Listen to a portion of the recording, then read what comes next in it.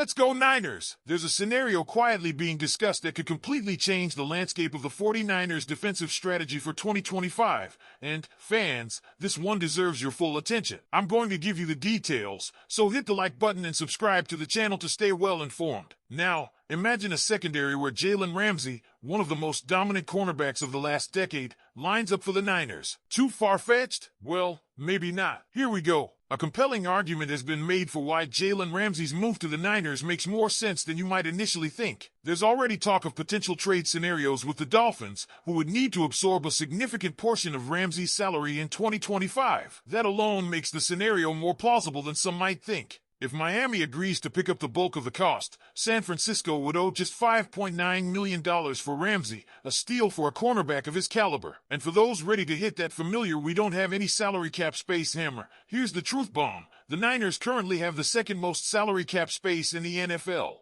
But the fit isn't just financial, it's strategic, it's historical, and it's situational. Remember Gus Bradley, who coached Ramsey during his early years in Jacksonville? He's now part of the Niners' extended coaching tree via Robert Saleh. And yes, Saleh was Ramsey's linebackers coach in Jacksonville when he was drafted out of Florida State in the top 5. The familiarity is real, and the coaching DNA aligns.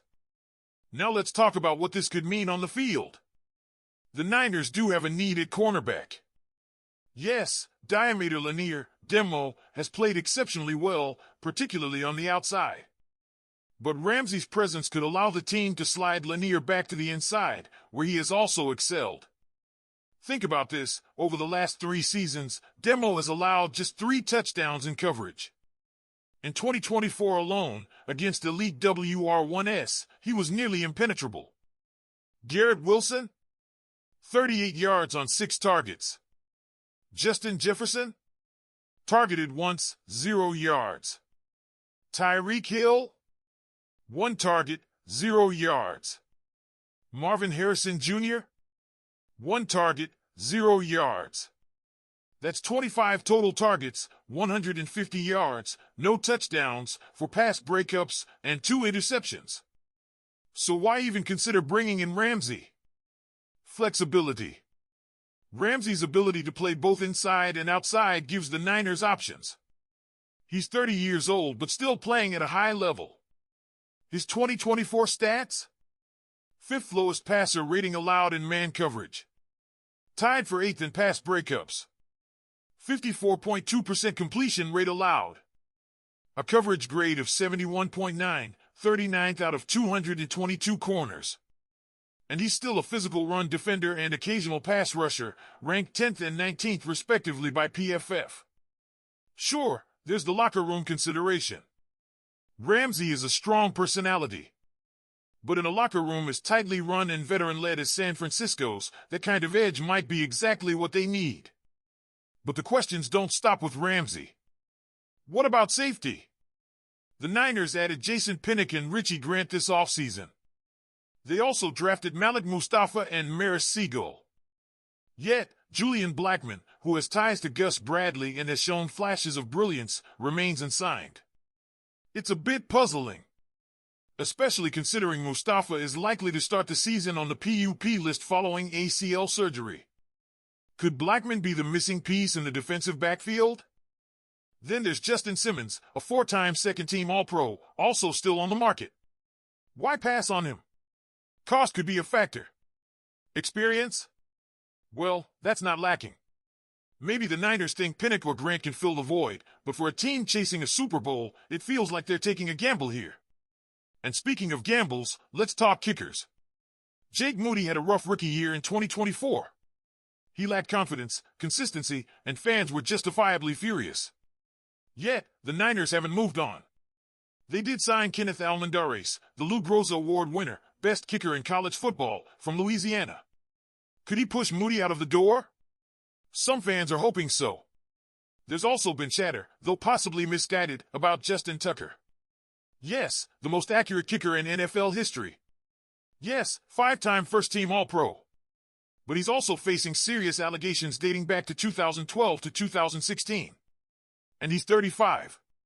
Despite his legendary status, the baggage and his declining performance last season make him a no-go for the Niners. Let's shift to the trenches. What happens if an injury hits the offensive line? Brandon Scherff is still on the market. A five-time Pro Bowler and 2020 All-Pro, the veteran guard could offer depth and mentorship. His size, 6 feet 5 inches, 315 pounds, and grit, honed from his Iowa days, could be invaluable, especially considering Connor Culp, a seventh-rounder from the same Iowa program, is still developing. And then, the front seven. While stars like Fred Warner shine, there's unease about the depth.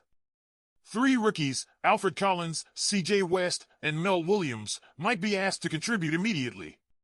The talent is there, but so is the risk. At linebacker, beyond Warner and Dre Greenlaw, who's coming off injury, it's a mix of unproven players. D. Winters, Nick Martin, who's drawn comparisons to Aziz Al-Shaair, and depth pieces like Jalen Graham and Tatum Bethune will have to rise fast. Before we hit the next section, here's where I want to hear from you. Who do you think the 49ers should go after? Would you trade for Jalen Ramsey? Bring in Julian Blackmon or Justin Simmons? Push Jake Moody with a real competition? Drop your thoughts in the comments. And here's where things start to heat up even more, because what happens if the 49ers don't act boldly enough this offseason? The pieces are there for another deep playoff run, maybe even a Super Bowl, but a few calculated moves, or the lack of them, could define whether the Niners soar or stumble. Let's stay with the defensive front for a moment. Fans have expressed concerns, and rightfully so, about the depth. The 2024 season proved one thing: injuries can unravel even the most elite units. With Nick Bosa, Javon Hargrave, and Arik Armstead forming the core, the starting talent is undeniable. But beyond that, there's uncertainty. Rookies like Alfred Collins, C.J. West, and Mel Williams bring potential and physical traits that translate to the NFL, especially in stopping the run, but relying heavily on rookies is always a risk. That's why a name like Zadarius Smith keeps popping up. Unlike Clowney, who's often linked with drama and inconsistent effort, Smith is a cleaner fit. He knows the wide nine system is still disruptive and gives you that rotational firepower that San Francisco thrived on in 2019 and 2022. He might just be the veteran presence needed to stabilize a group loaded with young, raw talent. On the linebacker front, Fred Warner is the heart and soul. But after him, there's the rookie Nick Martin, who's shown shades of Dre Greenlaw and Aziz Al-Shaair. Then there's D. Winters, who has the speed and instincts but needs more reps. The Niners system has a history of developing linebackers, but it takes time. Can they afford that time? Then there's the bigger picture. Kyle Shanahan and John Lynch have built a roster that's knocking on the door year after year. But how many windows does a Super Bowl contender truly get? The NFC remains wide open. Philadelphia's in transition.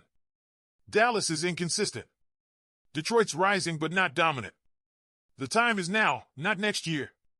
And that's what makes these decisions critical. Will they stand pat, believing in youth development and internal growth? Or will they push the chips in, securing a player like Ramsey or Simmons to turn this defense into a juggernaut?